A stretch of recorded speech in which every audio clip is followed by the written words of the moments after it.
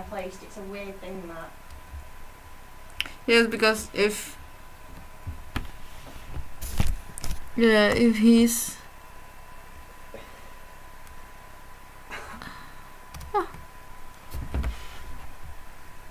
oh, and camera is working. I'm so happy. Yes. Well, even like James, you don't know what happened with James. Yeah, we do. Basically, James had a lot of problems, a lot of issues. I know that like he has a problem with alcohol. Yeah, he had big problems with it and depression. And now, you know what's happening with him now? Yeah, he uni basically said to him, "You've got to move out. You've got to leave and sort yourself out because you're not well enough to be here." So he left. He went back home. He started living at home again. He's working. Last I heard, he was working either at Marks and Spencer's or a pub. I can't remember. I think he worked at a pub. Then he got fired from that pub for something, and then he might have went and worked at Marks and Spencer's. But either way, he's living at home and working full time. He still drinks, but a lot differently. Like we speak now and again, and he's like, you know me. It's like work. I go to work, come home, see my friends, have a drink, go to a gig. Like he said, basically his life is work, drink, gig, work, drink, gig, work, drink, gig, which sounds really bad. But compared to what his life was, which was just sitting on the couch fucking getting pissed every day, he's not drinking. He's still drinking like 2-3 times a week. But compared to what he was drinking and how often he was drinking, the states he was getting himself in, it's a lot better. And I think it sounds bad, but I think it's because he's at home and he's got that control. You know, like his parents are there. He can't. Yes, they can't let him really drink all the time. I think James needs to learn how to adult without destructed. If he has too much freedom, he'll just. And how old is he? Like you or? Yeah, I think James is a year younger than me. 20. He's 20, James. He's like. He's probably a bit younger than Louis. But so you're the oldest one? Yeah, here I'm from the the oldest usual. one. Yeah, I'm the oldest. I'm grandma. Yeah, but Grandma. Yeah, but So when you are 22? 22 June. In June. In June? Yeah, so 6 good months. time. Yeah, Yeah. 6 months. Yeah. But we couldn't do anything to help him. We couldn't do anything. And it was scary. It was scary. I mean, I think it was scary for me. Here's the thing, like, when we had James here, James kind of got on with me quite a lot. He got on with the whole house, but James spoke to me quite a lot about his issues. Because, one, I've been through depression before. I wasn't an alcoholic, I didn't drink, I wasn't addicted to alcohol, but I self-harmed quite a lot in the past. So I went through like a period of depression doing that when I was like 16, and then I kind of got over that, I kind of just learned that, you know, life's shit, you can't stop life being shit, and being upset that life's shit isn't going to change that it's shit, so just get on with it, you know what I mean, get on and make the best of the fact the world is a crappy place, it's a crappy place, but make the best. Take the small good moments and make the best out of them, and take in the bad moments, and you know what I mean? Just take the small things that make you happy and focus on them instead of the big picture that's crap. Kind of thing. That's what I figured, and I kind of overcome that. My granddad was an alcoholic. Well, my nana and my granddad on my mum's side. Well, they're both on my mum's side actually. Yeah. Well, my nana and my step granddad were drug addicts. And I lived in that house when they were on drugs. They stopped doing it when I was about 3, but I was still in that house, but they were addicted to heroin. Really? Yeah. My granddad got himself off it. Like Himself. Grandparents? That's crazy. Yeah. it was that age that it wasn't. I mean, it was bad, but it wasn't. But they didn't know, like, smoking wasn't. They didn't even know smoking could kill you back then. You know what I mean? So yeah, heroin was bad, but it wasn't as. Well, yes, if they're taking it secretly, you actually as a child can't see it. So. Well, yeah. So they were doing that. My granddad weaned himself off it himself, and my nana checked herself into rehab when I was about 2, because I think I was living in the house. My mum, basically, she just got to the point when it was like, can't do this anymore. But my mum, yeah, my nana and my step granddad were both on drugs. My uncle was on drugs, and me and my mum were in that house. My mum was the only person that in that house that didn't ever take drugs. My mum's never took them. Because she obviously grew up around her whole family being high and her being like, what the fuck's going on? That's mental. Yeah. She was what? Yeah, my uncle ended up on the streets because he was that addicted to it. Yeah, and he refused to like get himself off it. So my nan and granddad were basically going through trying to stop, but my uncle wasn't, which is their son. So they had to kick him out. Because they was like, we're trying to get off it, and you're not. So if you're in the house, all of us are going to do it. So you either need to stop or leave. And he chose to leave and carry on. So he was on the streets for like a year or 2. Then he realised, he's like, I don't want this, I want my family. Look, they all took him back straight away. As soon as he said, I want to get off it, they took him back and like, we'll get you off it. Got him off it. So he was fine. So my mum was the only person that didn't take it. Obviously I didn't take it, I was little, but I was around it. So this is like your family with who you should have a dinner and stuff? Yes. Yes, actually, I don't know, you know. Yeah, but now my granddad's fine, My nana drinks quite a lot. She's not an alcoholic, but she does drink every day. And I think basically she can't cope with nothing, you know, she can't cope having nothing. So she replaced the drug abuse with having 2 glasses of vodka to knock the edge off that night. Which is bad, but it's better than two alcoholic drinks a day is better than shooting yourself up. So my nana drinks quite a lot. My uncle drinks quite a lot. He doesn't touch drugs, but he drinks quite a lot, same reason, knock the edge off. So alcohol and drugs on that side of my family are addictive. Then my mum's dad, my actual granddad, he was an alcoholic and he died from it. He died on our couch. He was really bad. He was a really bad alcoholic. And then basically all my family said, we cannot look after you anymore. We've tried everything and you don't want to help yourself, so get out. We kicked him out. My mum got him his own place for a little while. He was living on his own, but that was even worse because he was on his own to do what he wanted. Kind of like James, you know what I mean? He was just doing what he wanted when he wanted, so he was drinking a lot. And he got to the point that he was really unwell. He was about to die. So my mum was like, you're going to come and live with me and Amy because I can't let you, like, you need someone keeping an eye on you 24/7 to make sure you don't pick up a drink, because you pick up one more drink and you're going to die. Got to that point. You drink one more drink and you could die. So he needed around the clock. Because he didn't think, oh, one more drink and I'm going to die. He just wanted the alcohol. So basically, my mum wasn't in the house keeping an eye on him. I had to be in the house keeping an eye on him. And we came home one day. I think what happened was my mum went to work and I was coming back from school, and I think it was an hour where my granddad was left on his own. I come back and then my mum got back like 10 minutes after me. We got in the house, opened the door, and my granddad was dead on the couch with a bottle of vodka in his hand. We'd been left alone for an hour and he drank a whole bottle of vodka and killed himself. Yeah, so alcoholic, really bad alcoholic.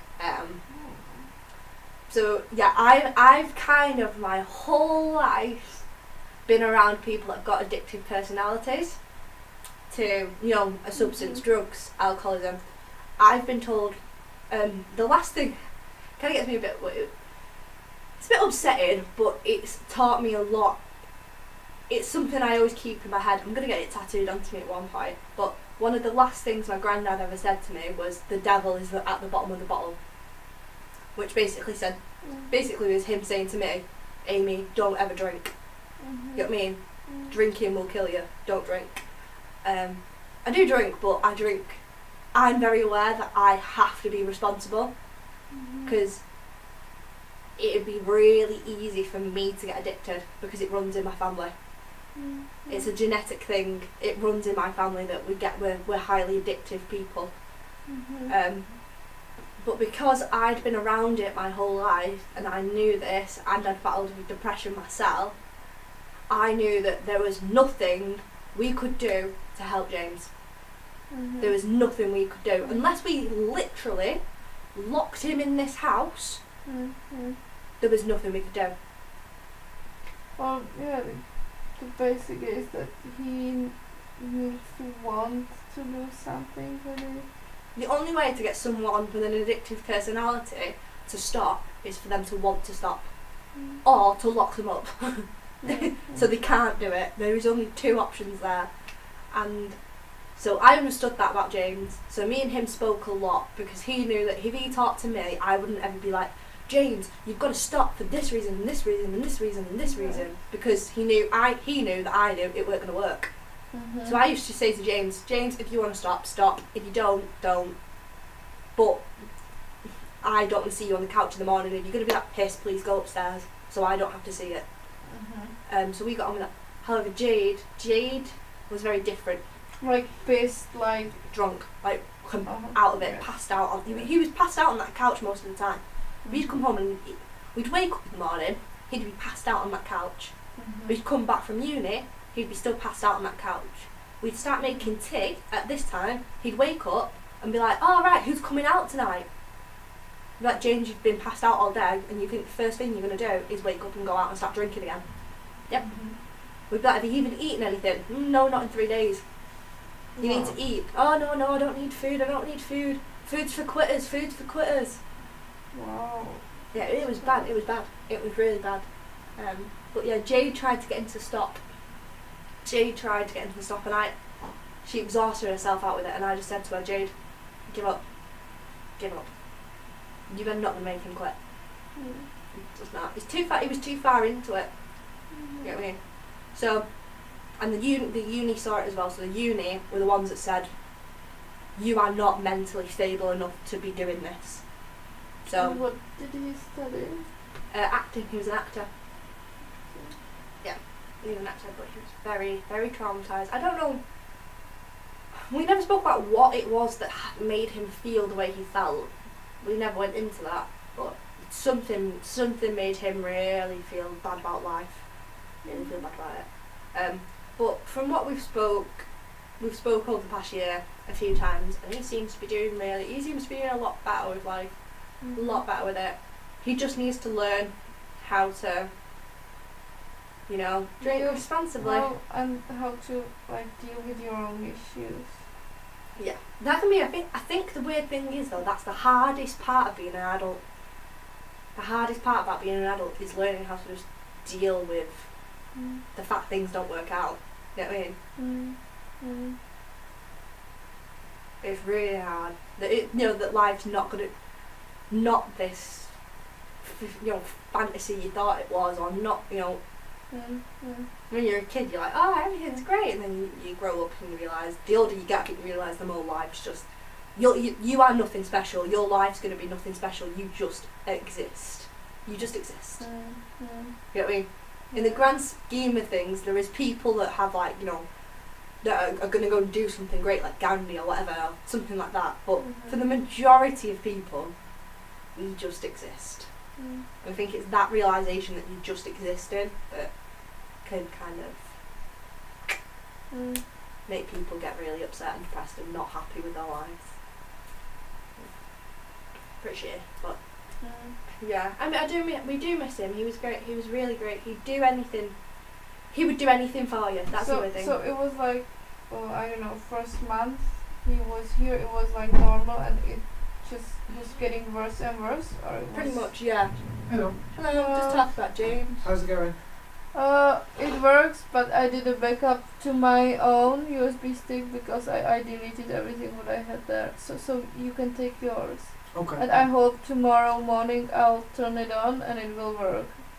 But because now it's working, everything is working as worked. So, but it happened once to me before. I was like, it worked, but then I turned it off, and then Next morning was deleted. Yes, I couldn't turn it on again. So. Well, at least you've got an update save now, so you can do it again. That's fine. Just don't drop the laptop. That's the moral of the story. I'm stupid. But I hope that this like carpet, because it's really soft, that it stopped. Yeah, it'll be fine. I hope. I think it'll be fine, honestly. And I mean, you got the deadline for January, isn't it? Or soon? Just Thursday. If you got it on the thing, you can show it. It's all good. If needs be, you can always take out a laptop. Yes, well, I'm not really scared about the deadline. I'm pretty sure that I would do it somehow. But you know, like, it sucks. Don't have a computer. Like, I don't have money to buy new.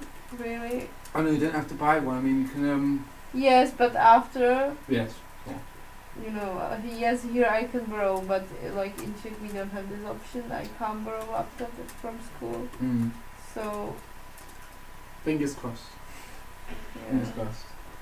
Anyway, I'm going back down to some FaceTime someone set. I'm going to be done my dissertation. Okay. Right. Is everything okay up here then? Yeah. Okay. Just trying. Right, okay. You carry on. Alright. See ya.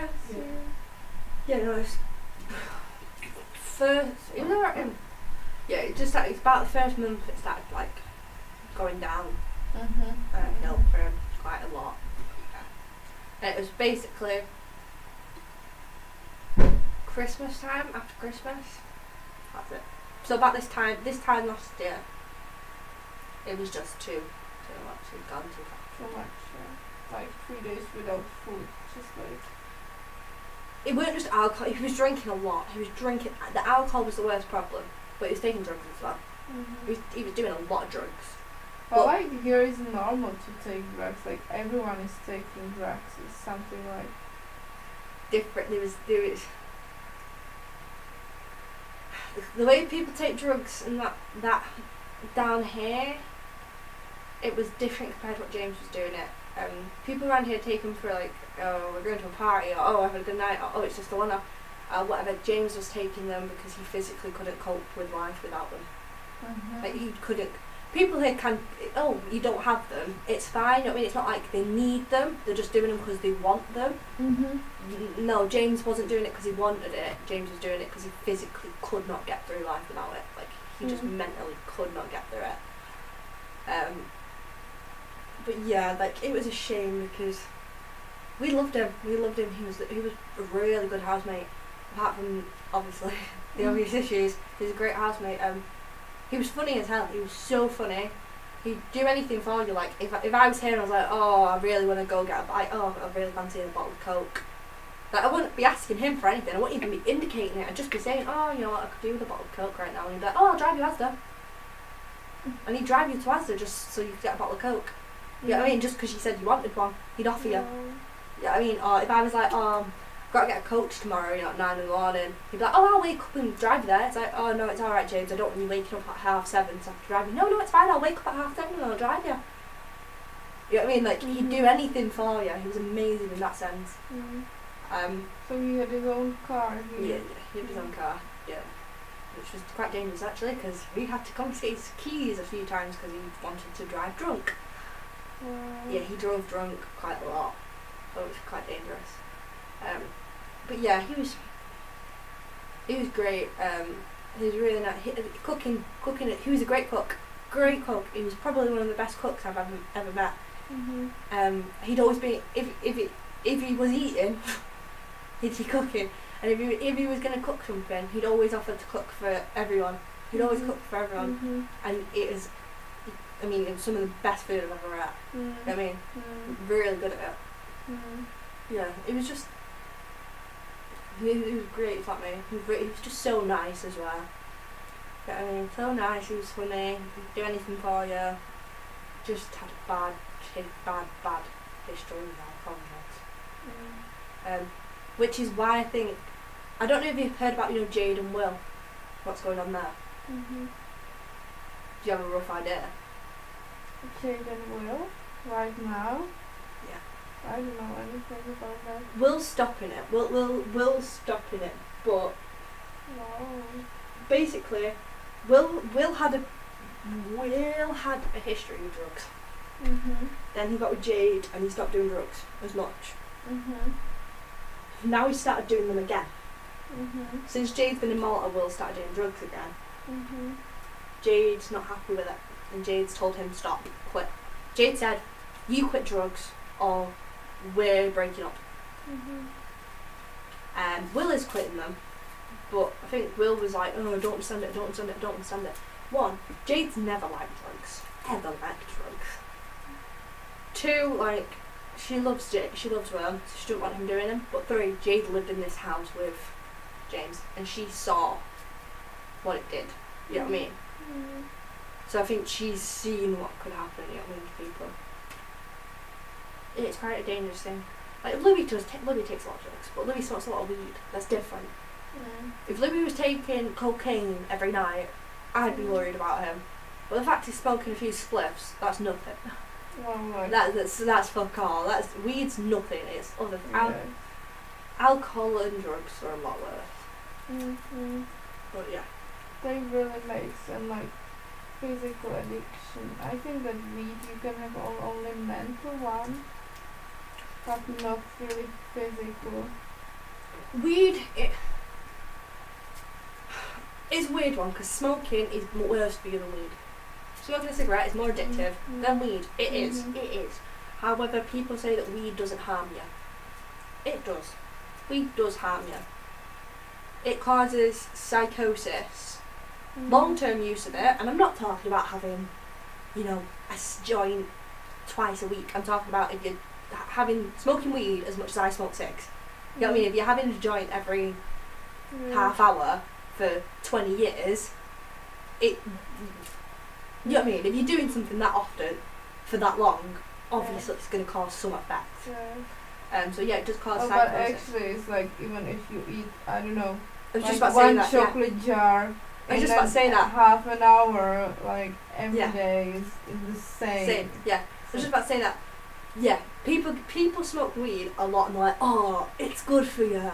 It can't harm you. There is no bad side effects to it." And I'm like, actually, there is bad side effects to it. Don't say that there is no side effects, because there is. But I will say this, like you said, there is side effects to everything, and weed is. I'm not saying that it's like smoking a fag or drinking a bottle of wine every half an hour, but you know what I mean, there is some side effects, but it's not severe. But compared to like smoking, drinking and other drugs. But yeah, if you drank one of these every fucking half hour, you're gonna, you know what I mean, not good for you. There's gonna be some sort of side effects. If you do anything too much, there is some side effects. So that's what I'm saying, there is side effects to weed. It's not okay, but it just depends how you're doing it, you know what I mean? That's true. Yeah.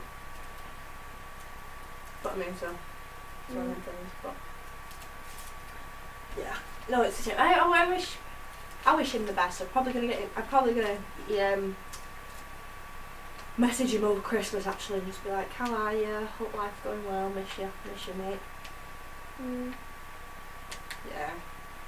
He was really nice. I think that's why. I think, to be honest, that's why a lot of us were a bit hesitant on Shannon at first, was because we held James quite. He was a fuck up, but he was our fuck up. You know what I mean? So then it's kind of like Shannon was coming into James's space, and we were like, "We still love him though. Like, you can't take his place. Like, he's not here, but that's still his room." So we were all a bit like hesitant. But then I think we just realised, you know what? They're gone. This person's here, and this person isn't a bad person.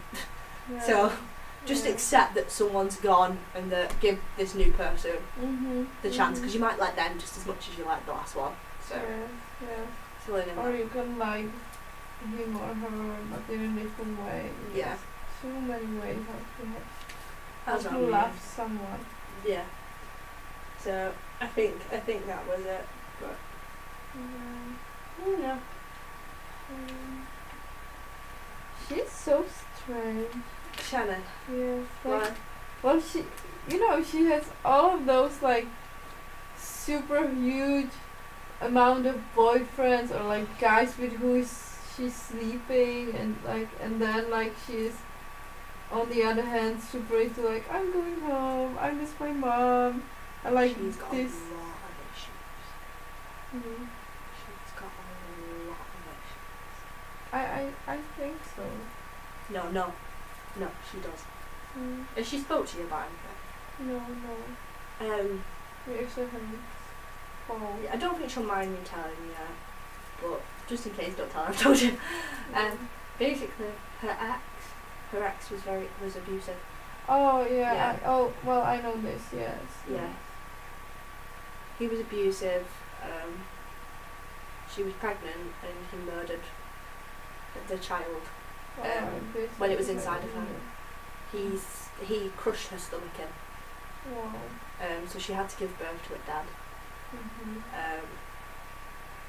Yeah, he was cheating on her as well.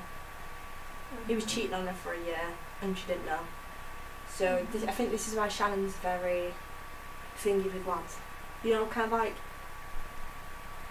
end it before they can. You know what I mean? Hurt them before they can hurt you. Yes. Yeah. Kind of thing. And I think there's more to it, but around lads, she's got some serious issues. More than what she'll tell. More than I think she knows she's got them. But she's got some underlying really big issues. But also I think she's like worried she can't have kids now as well. Well, she has here some letter. I didn't really want to read that, but it was open. Yeah, about the doctor, about her going to doctors. Yes. She went a while ago, and basically she's been having problems with her uterus. And she went to the doctors for an appointment and a scan and all that, and basically she might not be able to conceive kids naturally. And obviously what happened to her with that kid, and now she might not get a chance at being able to do it ever again. I think it's quite traumatic for her. But Shannon reminds me of me a little bit. She puts on a front, you know, like everything's fine. I'm dead art, I'm tough, I can take on the world. You know what I mean? I don't give a fuck what anyone thinks. You know what I mean, kind of thing. I don't think that's the case. I think she is the most sensitive person. I think she's more vulnerable and more scared than any of us, but because she's that vulnerable and that scared, she won't let anyone know it. I did that for a long time. I did it. I still do it now. I still to an extent do it now. I'm very, very, very careful about who I let in. But I think Shannon's even more thinking than that. I said it to her, I'm not saying this in a bitch shit, I said it to her face. She said something to me when she was talking to me, and I said, you're not as tough as you say you are. I think she said something like, oh, I don't give a fuck about what they think anyway, or something.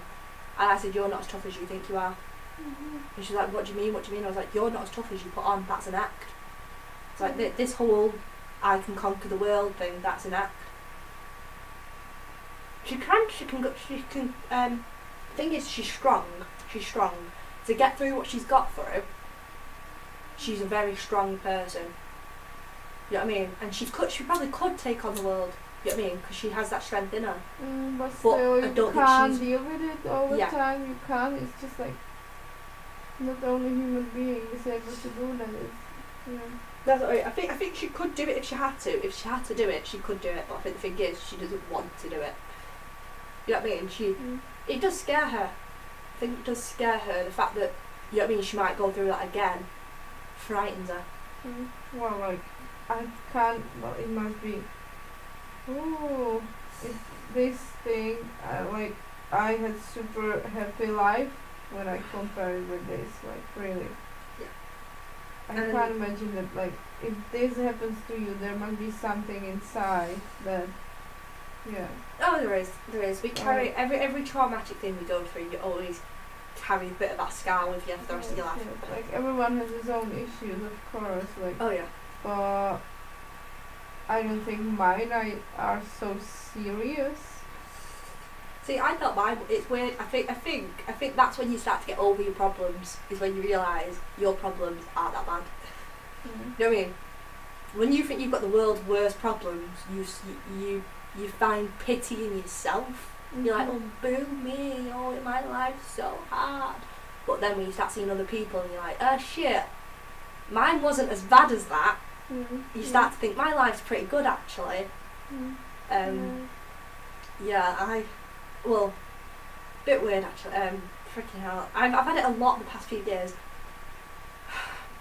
Tony, my best friend, you know the one, you don't even know who Tony is, do you, my best friend? Well, Tony is my best mate. We've been best mates since we were this big. Mm-hmm.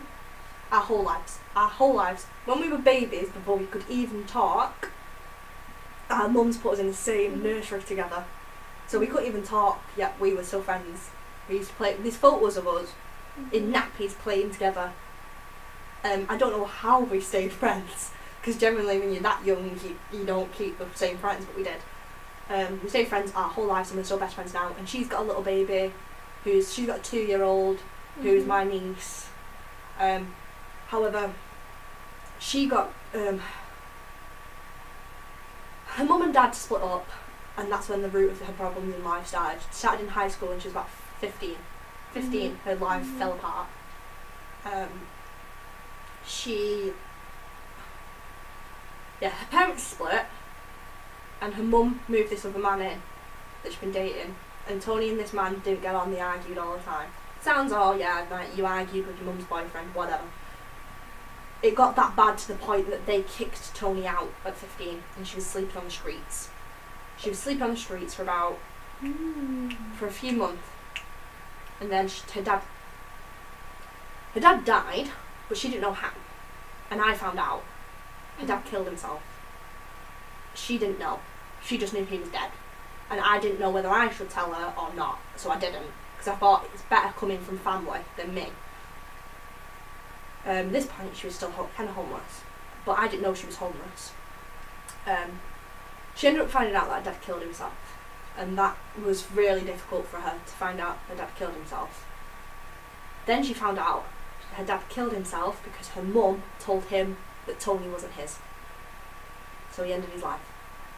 Because he didn't know how to take the news that this kid wasn't his. In fact, what's shitty is Tony was his. Chico just said that to be a bitch. But that man killed himself because she wanted to be a bitch and to say, she's not yours. And she was. So Tony was a bit about that. She was homeless. I found out she was homeless. She came and lived with me. I told my mum, I went, Mum, Tony's homeless, she's moving in. I didn't even ask my mum. I didn't even say, Mum, can Tony come and live with us? I just told my mum, she's moving in with us. Get over it. I moved Tony in. Tony was living with me and my mum for about 6 months. Then she got her own place. Then her mum said, oh, come live with us again. She moved back in with her mum. Her mum kicked her out again. She was homeless again. At this point, I was at uni. So Tony rang me and was like, I've just been kicked out again. I'm homeless again and I don't have nowhere to go. So I said, I'll ring my mum. I rang my mum and was like, Mum, I know I'm not here, but Tony's been kicked out again. Can she come live back at ours? My mum was like, yeah, Amy, she can, but this time I need rent off her. So I rang Tony and was like, you can come live at ours, but you need to get a job and you need to pay my mum rent. Tony's like, it's fine. Whilst that was happening, she was pregnant. So, yeah, she had that kid, and then basically she had Aaliyah, and then Aaliyah fucked off. Aaliyah's dad fucked off, so she's now raising Aaliyah on her own. Tony's had a shitty life from being 15 to now. Her life's great now. Her life's perfect now. She's got her own place, so she can never be homeless again. She's got a beautiful little daughter. She's building a relationship back up with her mum. You know what I mean? And it sounds shitty, but me and my mum are more family to her than her own family is. But she knows she's always got me and my mum, but she's building up a life with her mum. Yeah, so that's one case point scenario in which someone's life is, you know what I mean, a lot shittier than what I had it. I then met Adrian. When I met Adrian, me and Adrian were going through shit that had happened, and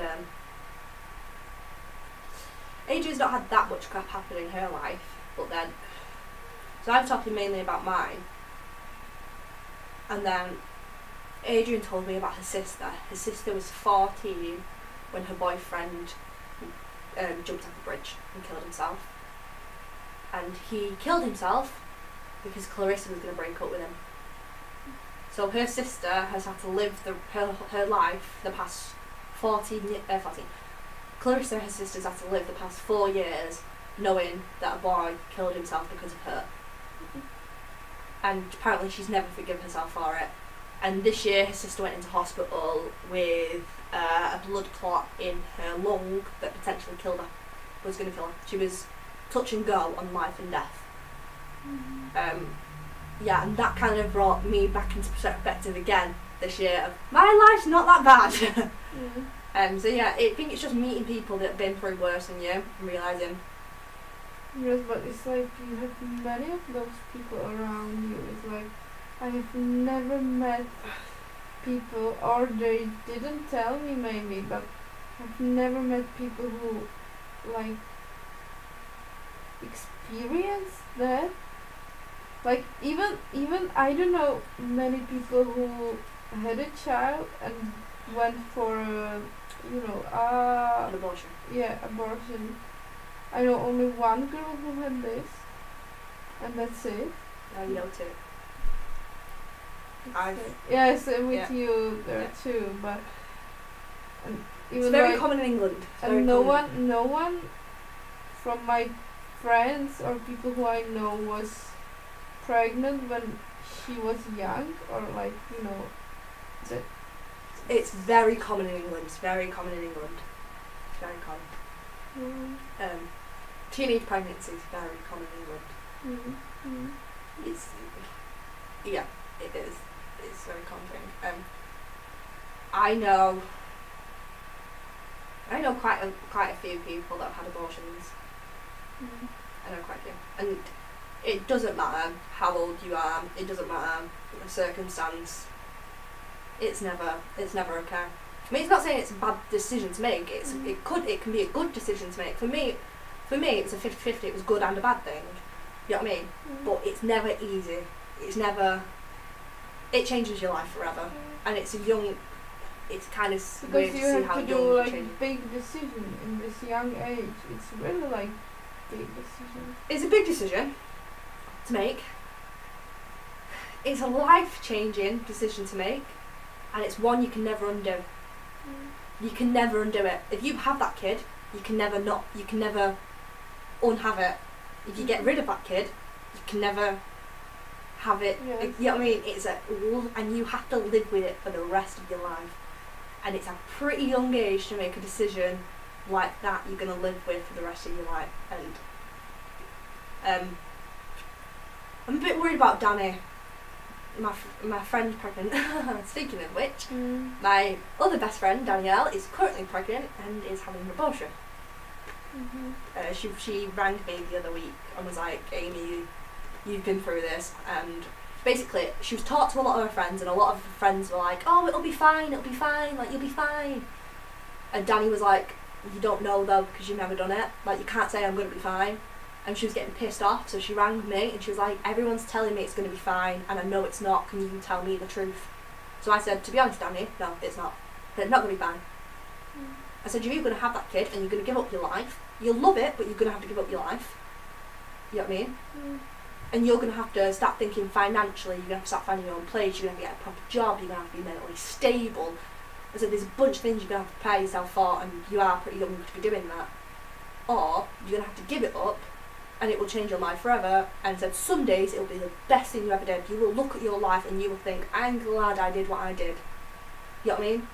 And other days you will wake up and you will think, why the fuck did I do that? I've ruined my life. You know what I mean? You will wake up some days thinking you're a murderer. I do. I wake up some days and I think I'm a murderer. You know what I mean? Other days I wake up and I think I saved myself and I saved that kid. You know what I mean? It depends on the day. It depends on the day. So I said to her, if you get rid of it, each day will be a different day. When you wake up in the morning, you will not know how you're going to feel about that situation. For me, 8 times out of 10, I feel good. But there is that two days, you know what I mean? This actually saying that, there's about 10 days out of a year, 10 days a year, I will wake up and I will feel miserable and hate myself. But I said that is some, you know what I mean? No decision you make will be, you'll be okay and it'll be fine and perfect and rainbows. No, from now on, so you're pregnant, it's a decision you've got to make. It will impact your life and however you choose. Some days it'll be fine, some days it won't. But yeah, it's a hard one, it's hard. And especially for people like Shannon, who didn't, it's hard enough getting through life when you've had that option. When you've had that option took away from you and she didn't have the option. Yeah. So to wake up every day and not know that you didn't get a say, you were just robbed of your right. You were robbed of your right of choice. You were robbed of your child. So it was like she wanted it, or she hadn't made up her mind. She hadn't made up her mind, but she was. I think she was leaning more to having it, but she hadn't made up her mind. But she was stripped from the choice, and now she doesn't know what she would do. And it's even worse now that she can't have one. You know, she might not be able to have one because she was robbed of her only opportunity to have one. It's a shitty thing. It's shitty, but it happens more than you think in England. Really does. But yeah, I know Tony's had an abortion. Tony had an abortion. Danny's had an abortion. I've had an abortion. Hannah's had an abortion. That's just 4 off the top of my head I can point out to you. That Shannon didn't have it. Libby had an abortion. That's 5 just off the top of my head. If I went through my friends list, I could point out even more. That's just 5 off the top of my head of my close friends have had abortions. In the past few years. Yeah. It happens quite a lot. Yeah. Yeah. Yep. That's fine. And why is it happening? It's just like because it's a mistake. You just don't take a condom, or young, stupid, and not educated. Young, stupid, and not educated. That's what I will put it down to. It's about like non-education, because like here it's not everywhere. Like I don't know. I felt like super pressure from every side. Like. Yeah. When we've been 12 in school, we had all of those, and we get free condoms and everything. You get given it, but you do. You get given. We have classes on it. We get taught it in classes. We do get taught it in schools. We get taught it in all this stuff, but it's not enough. It's not enough to combat the pressure of teenage life and the fact that. I don't know if you can see it around you that people are growing up faster. Generations go. 12-year-olds look 20. But it's not mentally growing up. No, it's not mentally growing up. It's not mentally grown up. But you think you are. I told you I was going to town when I was 16. I look back now and I think I would be like, 16-year-old Amy, what are you doing going drinking with 30-year-old men? You should be in bed. Well, it's so strange because like I was for the first time drunk when I was 13, and I wasn't going out, but I have this because I play in a school brass band kind of, and like people would think that like those people are super nice and all of those like geeks, but it's the complete opposite. So it was like we had this like concert in France, and I got drunk there. I was 13, but I don't know how it happened, but I think I just started to know how to deal with it quite early. That I was just like, okay, that is not really good, but it was fun. So I like since I'm 13, I drink alcohol, but I don't know. I just all the time I was all the time scared that I will not know what I'm doing, that I just stopped. No, England. If you don't know what you're doing, it's like you've had a great night. If you can't remember, it's like you had the best night. It's weird.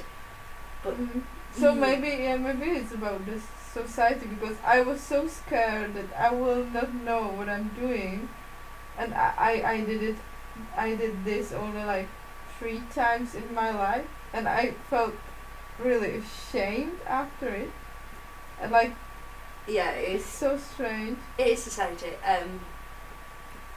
Yeah. So that's why I'm talking that British people don't know how to drink, because it's like even like because British people, for me, it's just like British people are drinking just to get drunk.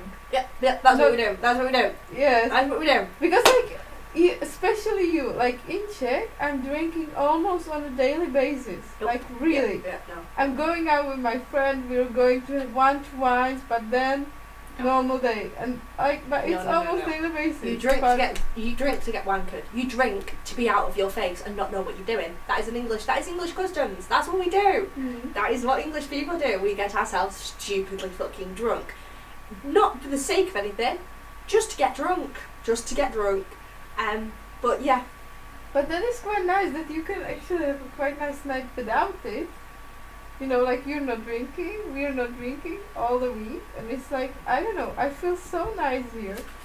I think it's that thing of, I don't know, it's, you can have a good time without it, but you think, this is what I'm saying about so people maybe think, it's like you're waiting on on this Friday, Saturday night to get drink. Yeah, basically. So like even I'm used to like drink and be like a bit drunk almost like every day, every second day, but then I'm not really like looking forward to Friday, Saturday because it's as you said with chocolate, it's nothing special. Yeah. It's just like it just is what it is. Yeah. No, I think that's what you're saying about society. English people are living adult lives before they're ready for it. They're not mature enough to handle it or know what decisions they're making, but they're growing up too fast. You know what I mean? You're doing things too young. We start drinking too young. We start going out too young. We start having sex too young. We start doing this too young. We start doing that too young. But we are taught about the repercussions of it, but not enough to combat the fact that everyone's like, oh yeah, it's great. You know what I mean? Because the back of your head, you know, this could happen, but the front of your head, everyone's saying, it's great, let's go do this, let's have sex, let's do that. So you're doing it. And then it's only when, you know, shit comes knocking at the door and it's like, this is reality, you went and did this, here's your consequence. And then you're like, fuck, maybe I shouldn't have done that, but I did it. I've now got to deal with this situation and I'm too young to do it. It's a win. I was taught about contraception. My mum's a youth worker. See, this is a prime example of it. My mum's job is to teach kids how to have safe sex, how to drink responsibly. My mum's job is to take care of young people. Yet her daughter has ended up in hospital with alcohol poisoning and has also been pregnant as a teenager and had an abortion. You know what I mean? Yeah, it's her job to stop that happening. But I still ended up doing that. You know what I mean? Well, yeah. And she taught me everything. She taught me everything, but it wasn't enough. It wasn't enough. She taught me how to use protection. I don't think it's only about like her, you know. No, it's not about her. It's about everything. About about everything what's happening around you. Grand scheme of it. But I was taught about protection. I was taught to use condoms every time. Every time, Amy, use a condom. Always use a condom. Just because you're a woman, don't feel like you can't tell a guy put a condom on that. You know what I mean? It's not the guy's job, it's your job as well to ensure that they do that. I was taught that. Didn't fucking listen. My mum also had me on the contraceptive pill. My mum put me on it when I was about 14. She put me on it. Didn't make a difference. I was taking that pill every day. But here's the thing, I was taking that pill every single day. But I was that young, I didn't even understand that if I took a paracetamol, that pill wouldn't work anymore. And my young brain didn't understand that. So I was medicating on other things. So that pill wasn't working because I was taking other stuff. So I got pregnant. Not only that, but if I did know, here's the stupid thing that I had to go to Tony for, because me, even if I did know, you know, if I knew that taking paracetamol would have made my pill ineffective, I still would have had sex on it. Because as a kid, your whole mind says, that will never happen to me. You know, that happens to other people. That happens on TV. It'll never happen to me. It fucking does. It does, and it bites like a bitch. Because me and Tony had this before she got pregnant. Tony's been pregnant twice. Pregnant once, she had abortion. Pregnant the second time, and she's had a Leah. She had beautiful baby Leah. Before Tony got pregnant the first time, I'd already been pregnant and had an abortion at that point. So I was scared shitless. I think that's probably what made me turn bisexual, was I was scared of penis. For a long time. I was. I mean, I was. I was scared, just terrified of having to do that again. My mind was a mess. So I was like, I cannot emotionally go through that again, so it just put me off people. But I was also scared for my friends who were doing, you know what I mean, doing what I was doing. I was like, no, stop, I did that and it was a bad thing, stop it. And Tony, I said to Tony, I was like, please stop having sex, and if you have sex, please use a condom, please use the pill, please do this. I was trying to get Tony to do it, and Tony was like, oh no, I don't like taking the pill and it'll never happen to me. She actually said that, it will never happen to me. And I said to Tony, I said the exact same fucking thing and it happened. I was like, it will happen. I was like, you're taking a risky gamble with fate and fate will win. You know what I mean? You might have had sex 12 times and you've not got pregnant, but it only takes one. You know what I mean? It takes one time to do it. One time. Not just to get pregnant, it takes one time to get an STD. You know what I mean? It takes one time, and once it's happened, you can't undo it. You cannot reverse it. So it's like, stop saying it'll never happen to me and just start thinking it might happen to me. She didn't listen, she got pregnant. She turned up, me and Tony went on holiday, and I looked at her and I went, you're pregnant. She went, no I'm not, I wouldn't get pregnant, I'm not pregnant, what are you on about? I went, you're fucking pregnant. We had an argument about it, because I was like, I told you to put a condom on and now you're pregnant. And she was like, I'm not pregnant. I was like, you are. So we got a big argument about it, and I said, right, I'm going to go to the shops, I'm going to buy a pregnancy test, you're going to take it. If it turns out you're not pregnant, I'll apologise and I'll butt out of your life. You are pregnant, you admit you were in the wrong, and you take care of it. How did you notice that it was like... I've been pregnant, I knew. Shannon says it, have you ever been pregnant? Here's the thing, once you've been pregnant, you know. You just know. Shannon's the same thing. You can sense it in people. You know what you're looking for. She was a bitch. Moody bitch. All the time. For no reason. She snapped at everything. All she wanted to do was sleep. She was tired all the time. All the time she was tired. She was pissing like fucking God knows what. She'd go to the toilet, sit down, and use the toilet again. She's pissing all the time. You know what I mean? She was constantly feeling nauseous and sick. You know what I mean? I just fucking knew. I knew. And it's not like, you know, on the movies when it's like, oh, I'm gonna be sick. Whoa. She was just like, oh, my stomach's hurting. Like, oh, I think I've got cramp, or I've got gas, or I need a shit. You know what I mean? And I was like, no, you're pregnant.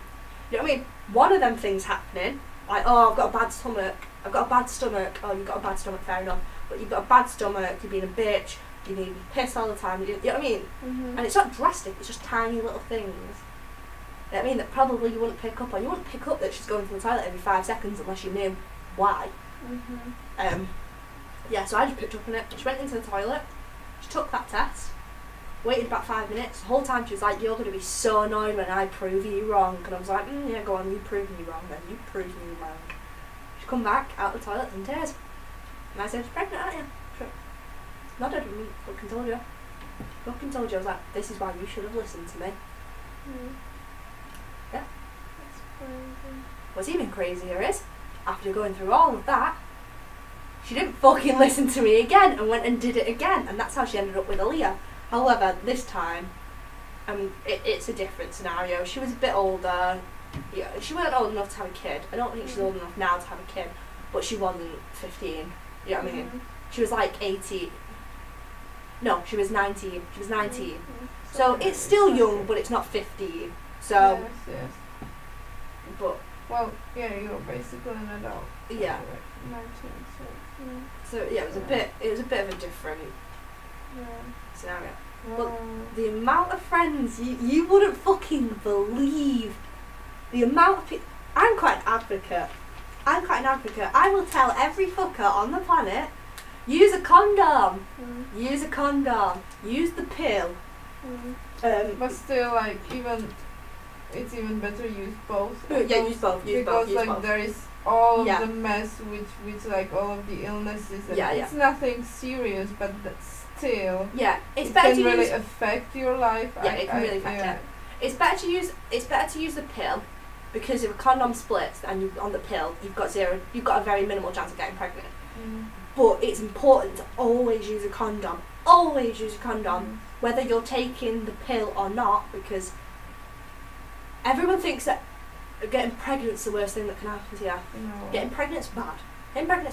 It will change your life forever, yes. But getting an STD is worse. STD? Yes. Sexually transmitted disease. You know what AIDS is? Yeah. HIV. Is it like worse? But I'm really into those illnesses, like really.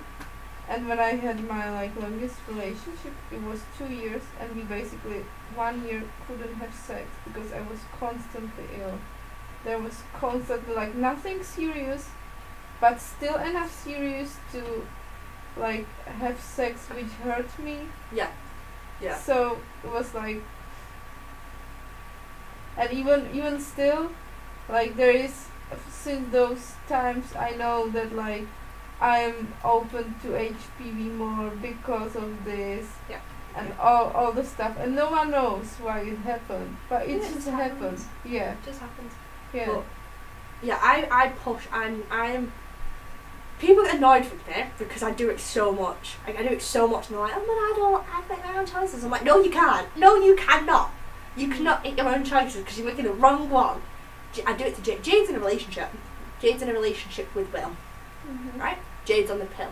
She's taking the pill, so she doesn't get pregnant. Right? However, do you know how many times Jade's rang me crying because she thinks she's pregnant? About 5 times. She's not been. Well, it's like constantly when you have sex, you're constantly waiting on your period with some like. Yeah, she's not been pregnant, but she rang me thinking she is because. I missed one pill, or I'm not on my period, or blah blah blah. Yeah. So this is why. This is why I'm like, back your pill up with a condom as well. Then you will know there's hardly any chance you're pregnant, and you'll stop panicking. Not only that, but I said to Jade, use a condom. Like, I know you're on the pill, great, well done. A lot of my friends aren't on the pill. Which is why they keep getting fucking pregnant. But a lot of my friends are not on the pill. So I was like, well done, Jade, for being on the pill, but also use a condom.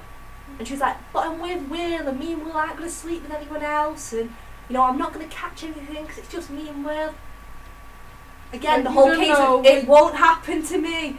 It might fucking happen. You know what I mean? You don't know. Will might go and cheat on you. And but still, it could happen. Like, even guys are the worst things because they don't feel if they have something. He could have had it before he got with you. He could have had it before. Not only that, but sometimes STDs don't show up for months. You can have it for months and not know you've got it. Yes. You know what I mean? So use a fucking condom. It doesn't matter if you're in a relationship with a person or not. Use it. Use it. Protect yourself, because you've only got one of you and you can't undo it when it's done. So protect yourself. Yeah. And like you can have it, and you don't have to know it. Well, I have it now, right now, and I didn't knew it. I have to go for an operation because there is something on my like inner organs, and they had to just put it off. And like it was like I haven't had a sex for 1 year, and then like I had a partner, and then but like the thing is that actually I maybe I don't have it from this guy, because it's just because I had this like I'm not really like protected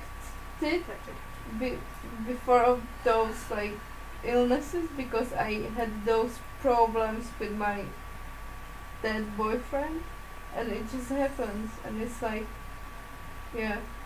And I have to deal with it for the rest of my life, and it's so annoying because it's not affecting only you. Yeah, it affects everything. Yeah, it affects. Here's the thing. I'm gonna tell. I can relate to you, right? I'm gonna tell you. I've not told many people this. And to be honest, Anna, if it wasn't for the fact that you're not gonna be here forever, I probably wouldn't tell you. But being honest, you're not gonna be around here forever, so I can tell you, because I don't feel like it's ever going to come back to bite me. I have an STD. I got an STD when I got pregnant, had the abortion, and then found out I also had an STD. Luckily, I don't have an STD that's ever going to kill me. It'll never kill me, but it'll never go away. There is no pill I can take, there's no drug I can take. What kind of herpes. Well, but it's like It'll never go away. Never go away. Although it's quite common one, or quite common. Yes, it's quite common. But this is, I think, those are like new age taboos. Like almost everyone has those issues actually, but no one speaks about it. No one talks about it. No one talks about it. And I get why, because I don't. I've told Jade. This is why I've told Jade, use a condom. I've actually cried to Jade, because I've been like, I know you love Will and I know you love Will, but look at my life. Look at my life. I was with it was Jack. I was with my boyfriend. And I still got it. He was my boyfriend and I still got an STD. You know what I mean? Will might be your boyfriend, but it doesn't mean to say you're not going to get an STD. And once you've got it, you've got it. And it ruined my life. It still ruins my life. Yes, and it's like you feel something like you don't feel safe with your sexual life. Don't feel safe with your sexual life. But also, I feel like I am the disease. Not like I've got it, I feel like I am the disease. Because fair enough, I've got it, I can never change it. But I also worry every single time I'm sexual with someone else. In the back of my mind, it's like, am I giving you this? Am I going to spread my disease onto you? It makes me feel like a plague. You know what I mean? It's one of the reasons why I didn't date anyone or didn't have sex with anyone for 3 years, because I was so upset and traumatised by the fact that if I have sex with someone, I'm condemning them to live the rest of their life the same way I'm going to live mine. It ruins it. It ruins your relationships with people. It ruins your relationship with yourself. It just ruins everything. Which is why I'm so passionate about. I'm so passionate about everybody using birth control so they don't get pregnant, but also using condoms so they don't catch STDs. Because it's one of them things that everyone just doesn't think about in the moment. Until it happens, you don't think about it. I didn't think about it until it happened, but guess what? Too little too fucking late, because it's happened and I can't change it, and now I've got to live with it. So put precautions, guard yourself, protect yourself so it never happens to you. You know what I mean? Don't let it be an option. Don't let your life being ruined so young be an option. You know what I mean? Don't let it. You're stupid if you let it. And it pisses me off that half my friends don't listen to it. It pisses me off so bad. pisses me off that Jay won't listen to me on this one. But it's funny how every single one of my friends, I don't talk about it to everyone because it's, you know, one of the things you don't want the whole world knowing. Pretty sad because you probably should want the whole world knowing so that everyone starts to learn not to do it. But you don't because it's you and you don't want to be judged. But I make sure I tell every single one of the people I love. I've not told Bryony because I don't love Bryony, but I've told Jade because I love Jade. I've told Tony because I love Tony. I've told Danny because I love Tony. Anyone I love and don't want it to happen to, or couldn't bear letting it happen to, I tell. And they always come to me. Every time they get pregnant or think they're going to be pregnant, they come to me. Every time they think they're going to have an STD, they come to me. Every time something's hurting, they come to me. It's great because I'm like, it makes me feel like, okay, I've got this, it's ruined my life, but it's helping me help other people. You know what I mean? I'm like, I could look at it as if, shit, you know what I mean, whatever. Which for a while I did. Like I said, for 3 years I thought I'm the plague, I'm grotesque. And then I started to help people and it kind of made me feel a bit like, right, well, I can't do anything about my situation, but I can stop it happening to these people. Or I can try and stop. I can't stop it, I can try and stop it happening to these people. And I do. I live every single day, and if someone messages me saying something, I will go out of my way to help them in whatever sense. I've done STD checks on Jade. I've done them. She's been too scared to go to the doctors, so we've ordered them, and I've done them here, and been pricking up, taking blood from her and sending it off to places to get tested because she thought she's had STDs. For some reason they always come to me, and I don't know if it's because, one, they trust me, or two, because they know I won't judge them because I can't judge them. I can't be like, ew, you got an STD, ew, you're pregnant, ew, you got this, because I'd be a fucking hypocrite, wouldn't I? Or three, it was just because I've got good advice. I have no idea.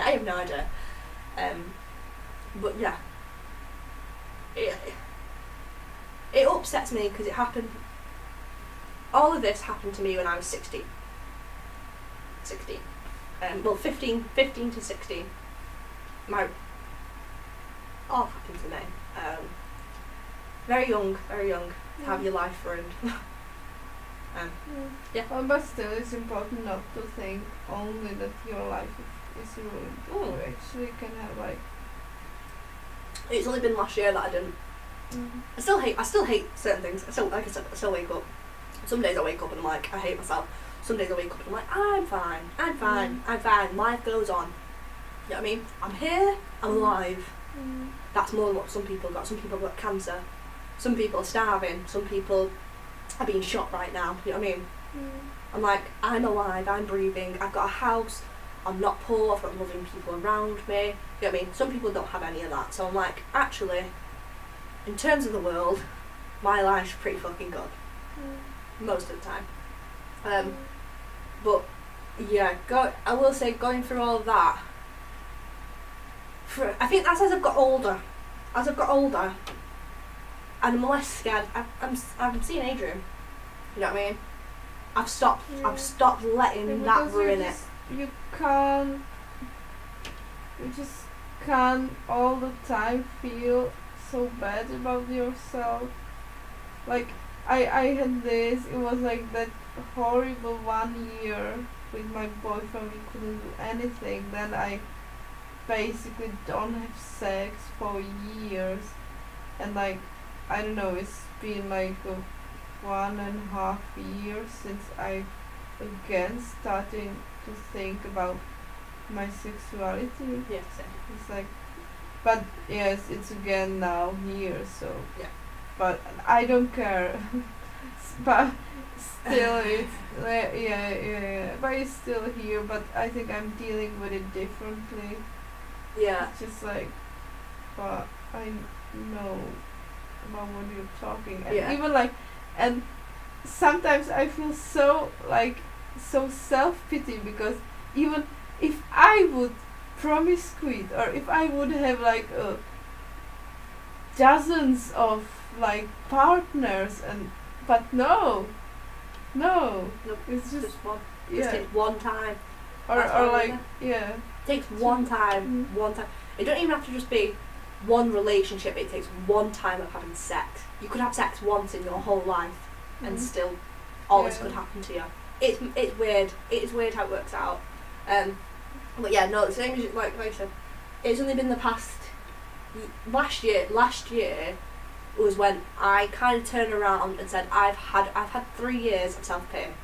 It took me 3 years. It took me 3 years of hating myself.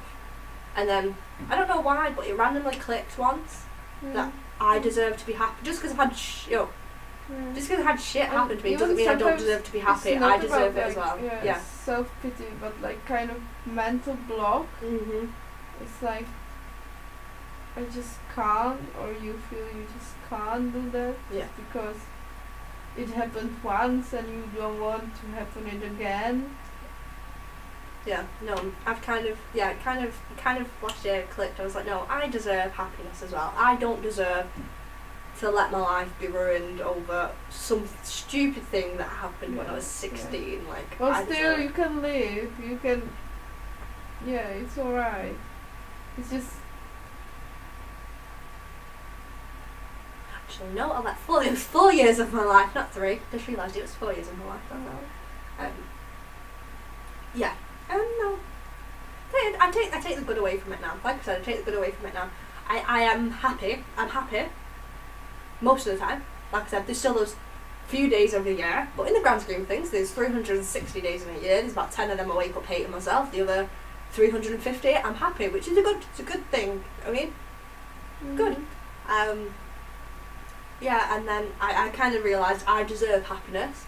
I also kind of thought, okay, well, I can't change my life, but I can also change other people's lives. You know what I mean? Use what I know in a good positive way. Stop thinking, oh God, the world, you know what I mean? Fucking hell, I can't do anything about this. Start thinking, okay, well, I went through this. How can I use my knowledge and my life experience to make sure people I love don't go through it either? You know what I mean? Like, you just take away the positives and making a positive impact instead of a negative impact on the world. Because there's already too much negativity out there. There's already too much of it. So, you know what I mean? But yeah, it does worry me though. Like I said, all my friends come to me and I will help out, but it also worries the fuck out of me. Because every time they come to me, I'm like, oh, I'm gonna help you out because I love you, but I also hate you so much right now for not listening to me. Because if this is right, and you are in this situation, I want to punch you in the face for not listening because I wish someone would have told me. You know what I mean? I wish I would have had a me. I really do. I wish I would have had a friend that come to me and went, Amy, by the way, I know you're in a relationship with your boyfriend, but this could still happen to you, because I didn't think it could. And it did. So I'm like, I wish I had me. So fucking listen to me. So it pisses me off. I'm like, oh, I love you, but I fucking hate you at the same time. Like, yeah. But it's really common in the UK. I think It's everywhere. Yeah, like those a little. Now I think I have a big one of it because I have to go to the operation. But it was a little problems. It's just like, you know, all of those bacteria and like, I don't know the English names for that, but it's just like you don't feel comfortable and you know that there is something. Yeah. And it was that intensive year that I dealt with it, and then I just met the girls, and after a while started to talk about those, and they had the same thing. And actually it was like my first year in uni, and I was in school accommodation, and we lived 3 in our room, and all of 3 us had this, and it was like, yeah. Makes you realise things differently. Yeah, and all of us 3 had like permanent boyfriends at that time. Yeah.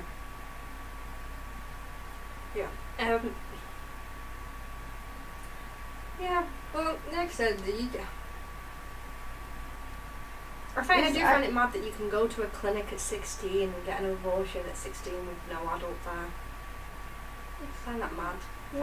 I mean, I did it, but I still find it mad. Because I'm like,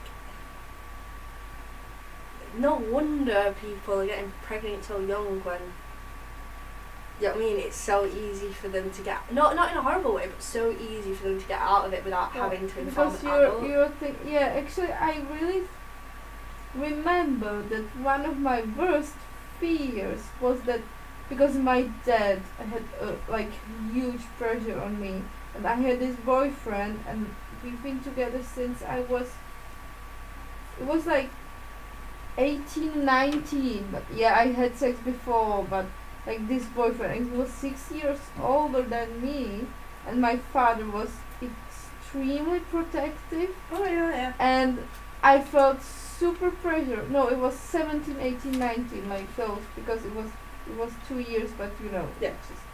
But we started dating when I was 17, and my dad was like, okay, he's older, and he didn't study university. He worked.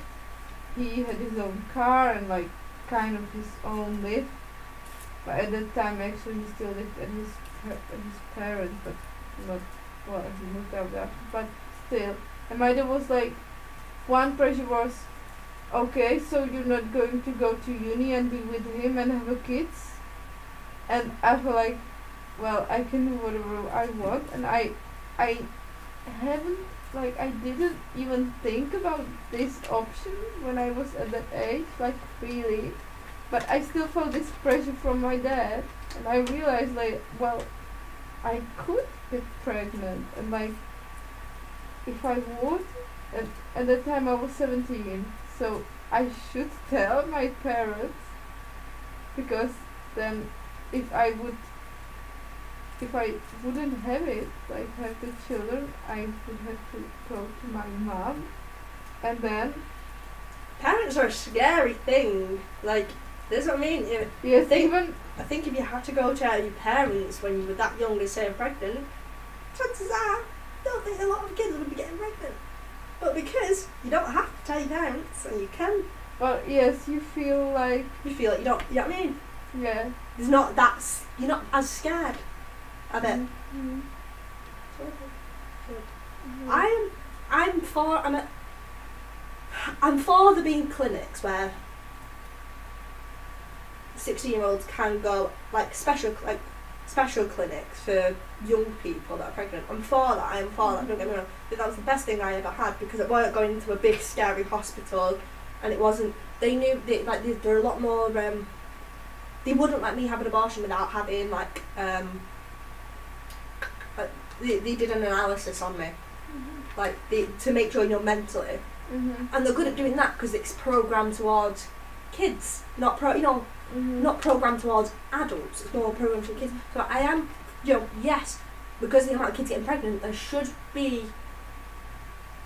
a facility for them to go where it's centred around them for their needs on abortions. But I also do think that they should have to have an adult there. Maybe not a parent, but an adult.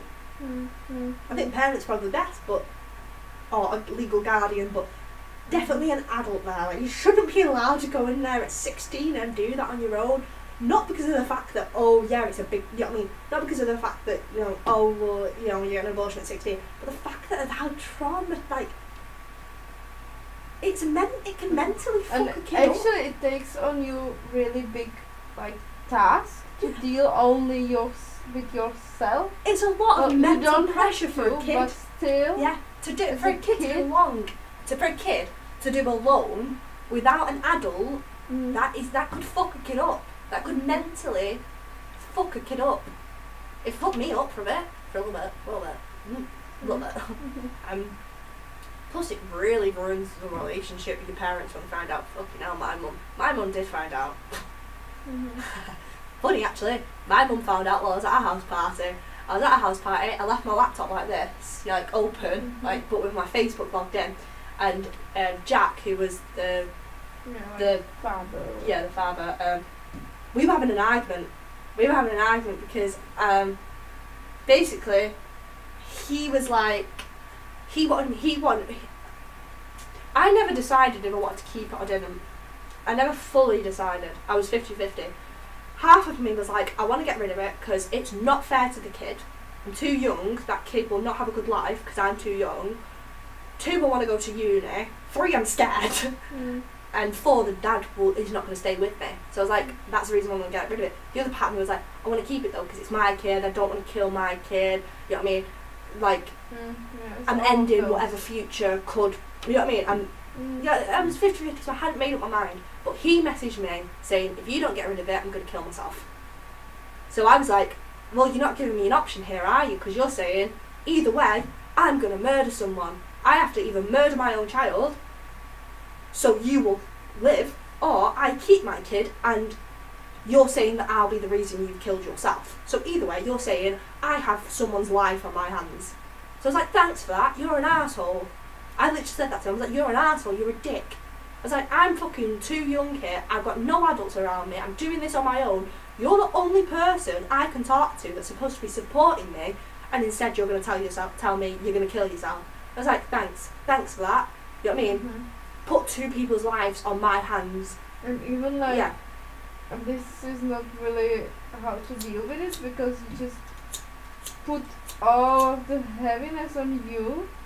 It's just like, it's just like, okay, I'm a guy, I don't have to deal with it. I just can't say the girl, well, get rid of it.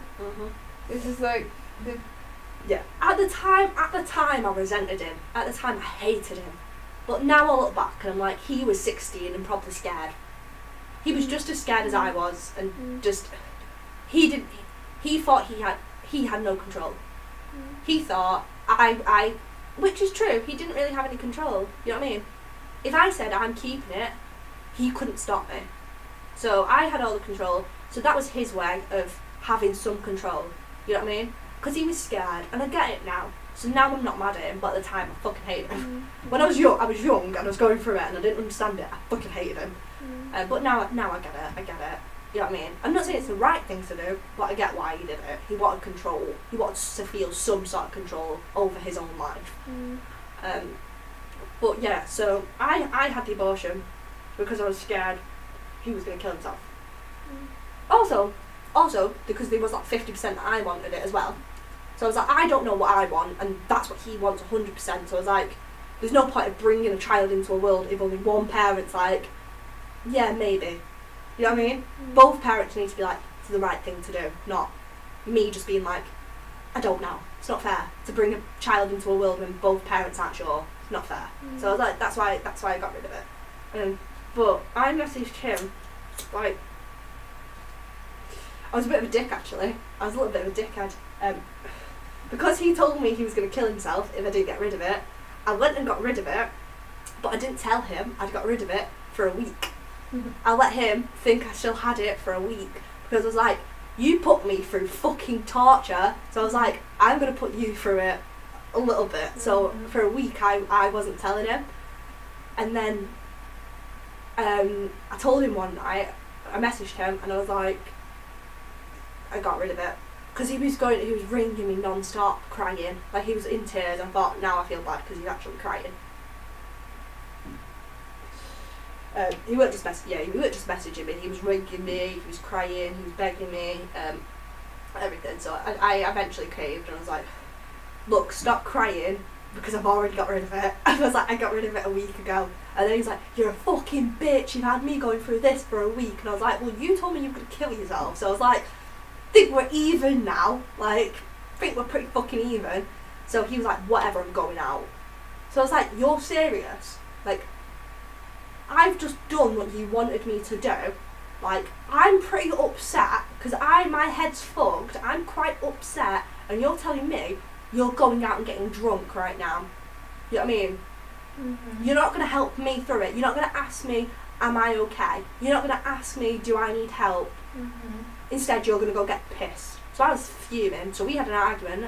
So I was like, fine, if you can go and get fucking pissed to avoid your problems, I'm going to go do it too.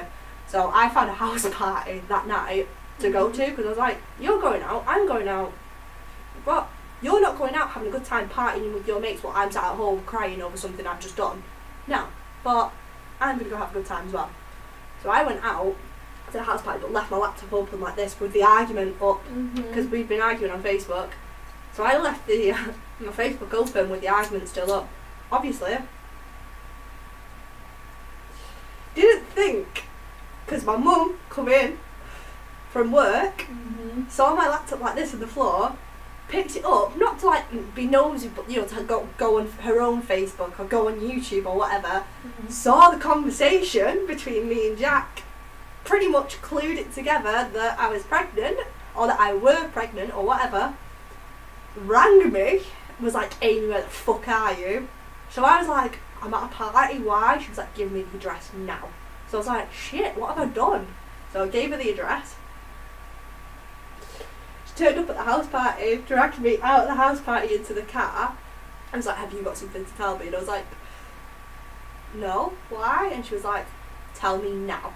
And I was like, what? And she was like, I've seen the messages. So I was like, what are you on about? No, you've not seen them, you don't know.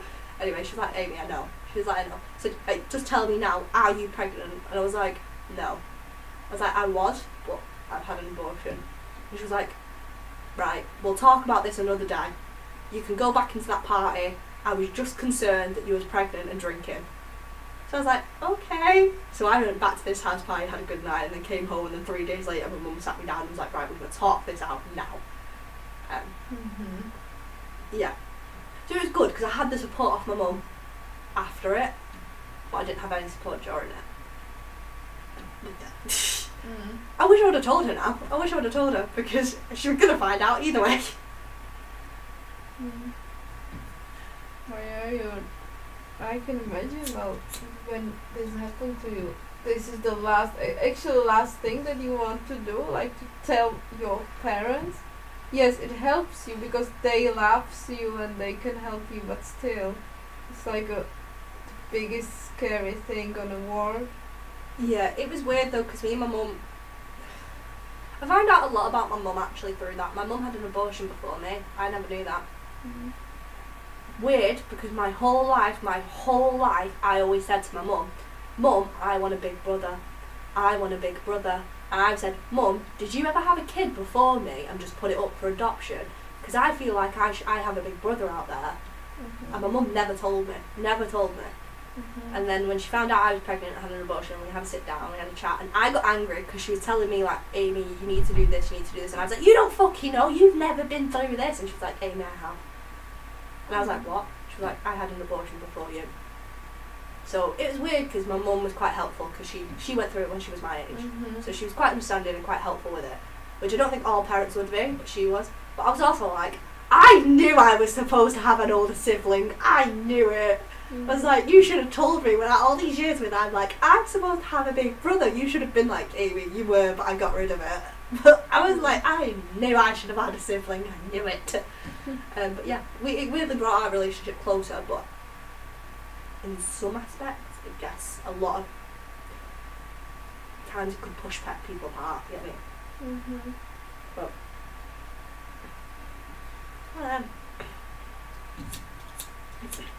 yes. Wow, this is so deep conversation. yeah, it is pretty deep. It's pretty deep. But Louis didn't write it in. Louis? Fucking idiot.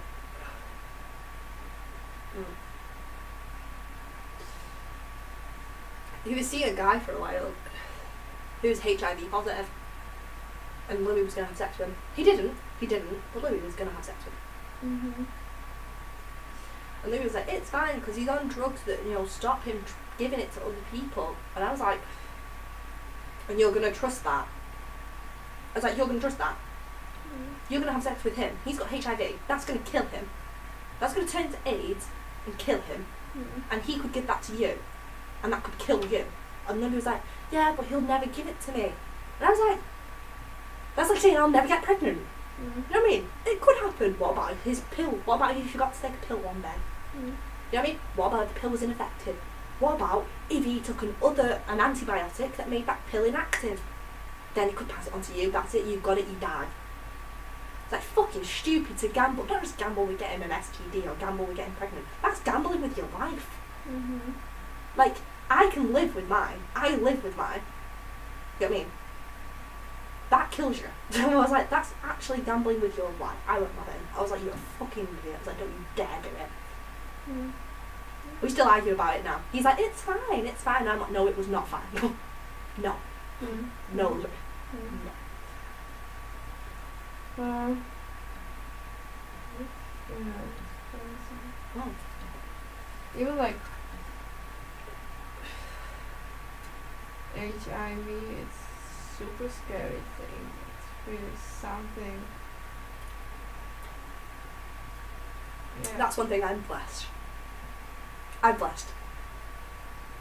Every time I get upset, every single, it sounds bad, every time I get upset about the fact I've got an STD, every time I get upset, I always say, at least it's not AIDS, at least it's not HIV. You know what I mean? At least it's not, it could have been a lot worse. It could have. I could have one that was going to kill me, and I don't. So I'm always thankful for that. I'm like, thank God. First thing, my mum knows about that as well. Yeah.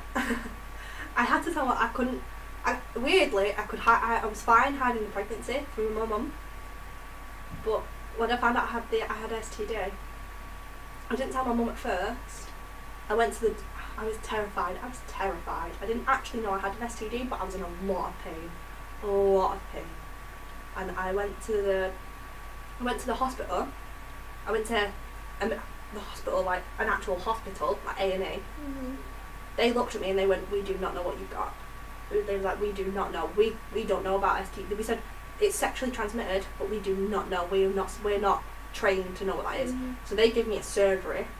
I went to this surgery, and they were like, "We're not trained either, but we'll have a look." They had a look. They were like, "We think it's this, but we don't know. So you're gonna have to go here." So they gave me another place, which was actually, it was specially for that. So I was like, right, I'm definitely gonna get my answer now. Third time, definitely gonna get my answer. I was in tears though. Because at this point, I knew it was something sexual. I knew it wasn't just like, I'm not well. It was something sexual. I was in tears. Went to the final one.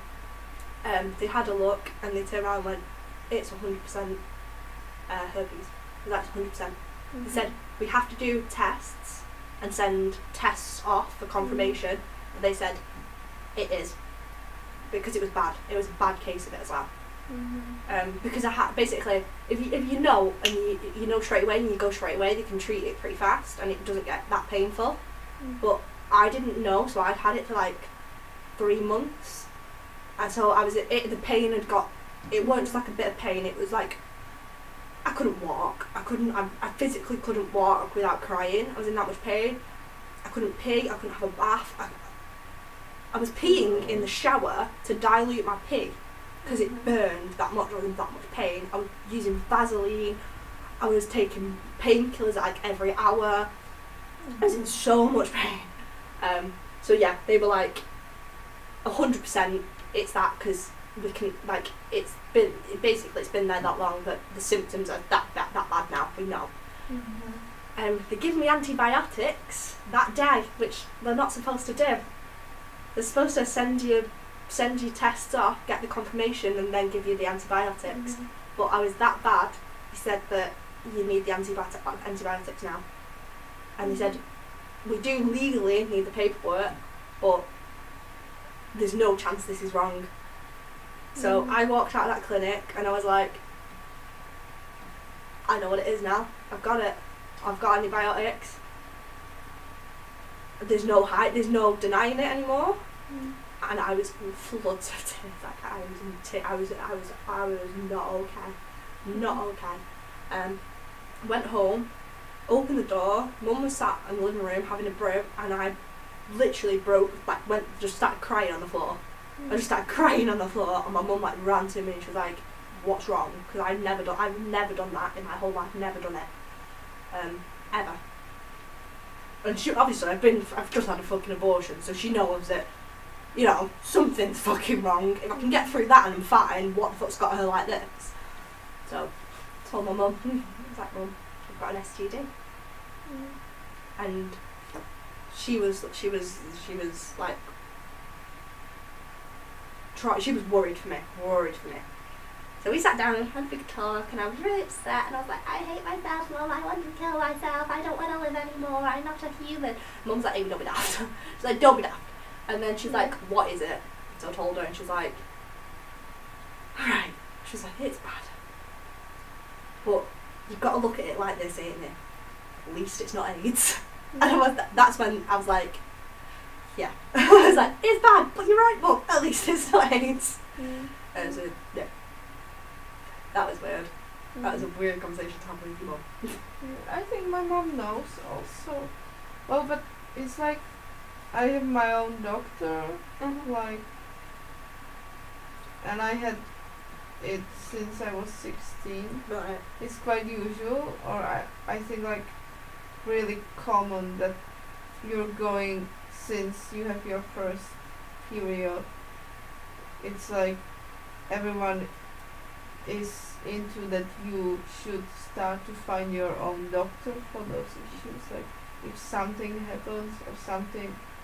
So like since I'm 16 I have this doctor, but I had one who was, I hated him. I hate him still actually, but he's not my doctor anymore.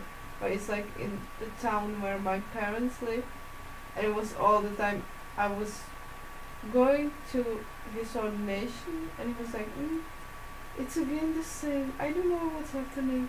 Okay, I just give you pills. And that was it. And he really never tried to somehow deal with it. The only thing that he always told me was like, he gave me pills, and he was like, yes, almost everyone has it. That's strange, but I don't know.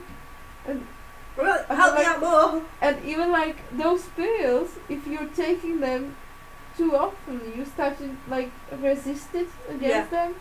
And like he changed the like brands and stuff, but still. And then I go to uni, so I start to have my doctor there. And was super sweet, like, and I have him now, and he really, like, he's doing testing for me every year, and he's really like taking care about, and we somehow get through it, and like now it's alright with those issues. Now it's something a bit different, but still it's connected, but still. Even like if I hadn't knew that there is something wrong, but he did usual tests and was like, okay, there is something wrong, we have to do for you another test. So he sent me to his doctor friend, and it was week before I should leave to here. I get to know it. Yes. And he phoned me the exam, like the results, and I was intrigued with my friends to like say bye to them, and we've been on our way home, and I had this call, and he was like, well, there is something wrong, we have to do for you some tests, but you will have to wait 1 month. And I was like, well, my flight is in 5 days, I can't wait. And he did this for me, that he called some of his friends, and he did this for me like in 4 days. So yeah, I flight later, but only 3 days later. Yeah. Just because of this examination. And it's like, nightmare. Yeah, it was like the most stressful time. No, it wasn't, but it was super stressful. It was like 3 days. Oh, I can imagine it was stressful. It's like, and I feel like, okay, I don't know if I'm flying or not. Yeah. Because it was like, first day was like, okay, I'll try to call this my friend, but I don't know if he will have time to take you in and do for you this examination. Because there was like one really bad option, that it's something like before cancer changes, because HPV can cause cancer of your woman things inside, or just some, I don't know, some, yes. So yeah, it was like this, and I was like, okay, I don't know what's happening. So the test was super necessary. Yeah, like you needed it. Yes, So you couldn't put it off. So I feel like, yeah. See, we don't have we have doctors for stuff like that, but like, sexually transmitted infections. You got STIs, which is a sexually transmitted infection. A sexually transmitted infection you can get rid of with antibiotics. An STD, which is a sexually transmitted disease, you cannot get rid of. For those two sexually transmitted things, they do not do them at your GP or your doctor's. You have to go to a special clinic for them. Well, I have like specialists, but it's like I have doctor for normal diseases, and I have this one doctor for those diseases. You don't have a specific doctor for it. You don't have. It's not. They're generally these clinics are generally drop-in clinics, and it's not guaranteed you're going to get seen that day. You don't have a specific doctor you can ring up. You just go to the clinic, and they see if they've got time to fit you in. Yeah. Well, I have quite personal connection to this guy, so it's like and even I know if I will be pregnant, I will go for him and stuff, because it's really good to have someone who I believe. Yeah. And I know that it's like I know that he has like dozens, maybe hundreds of patients, but still it's like somehow you feel safe. Yeah. I mean, like, I feel my doctor, Dr. Gilman, he's my doctor. And I've had him since I was born. Since I was a baby. He's been my doctor since I was a baby. And so I trust him. Like, he's raised me into a healthy individual. So I do trust him. But yeah, that kind of thing, they're just not trained for it. So you have to go to a specific place. That's true. I asked this my doctor. I was like, well, and like, couldn't they do for me this examination in UK? And he was like, unless you're super rich, not really. And I couldn't like believe that. But you'll have to go to a specific place for it. A specific place. It's like abortion clinics. There is a specific place to go. You've got to go to a specific clinic for abortions. You've got to go to a specific clinic for STIs and STDs. The general hospitals and general clinics are not trained for it in the UK. So, no, your doctor was probably right. There probably is somewhere you could go in the UK for it, and there probably is somewhere you could go that wouldn't be super expensive, but it would probably be hard for you to get to. You know what I mean? Like, it might not be in Cornwall, it might have been in, you know what I mean, an hour, 2 hours outside of Cornwall. Yes. Because there's so, you know what I mean, it's just not everywhere, it's specific places that do it. It's a bastard, really.